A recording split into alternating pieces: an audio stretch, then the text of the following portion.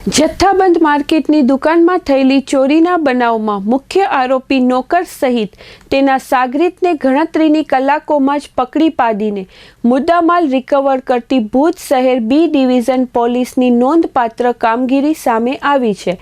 Police મહાનિરીક્ષક Shri Chirag Kordia સાહેબ, police અધિક્ષક શ્રી વિકાસ સુંડા સાહેબ તથા નાયબ પોલીસ અધિક્ષક શ્રી એમ.જે. ક્રિશ્ચન સાહેબના માર્ગદર્શન મુજબ શરીર અથવા મિલકત સંબંધી ગુનાઓમાં વધારો ન થાય તેમજ અનડિટેક્ટ ગુનાઓ ઝડપથી ઉકેલી શકાય તે માટે જિલ્લા પોલીસ તંત્ર સતત પેટ્રોલિંગ તથા ચુસ્ત દેખરેખ રાખી રહ્યું છે.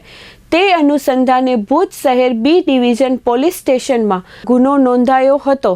પોલીસ ઇન્સ્પેક્ટર શ્રી ડી સિમ્પી સાહેબના માર્ગદર્શન મુજબ સર્વેલન્સ ટીમને આરોપીઓ સુધી પહોંચવા ખાસ સૂચનાઓ આપવામાં આવી હતી.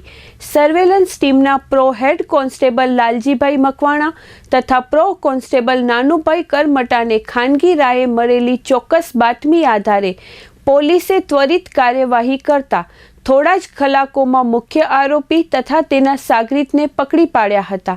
બંને પાસેથી ચોરી કરાયેલ મુદ્દા માલ પણ રિકવર કરવામાં આવ્યો છે.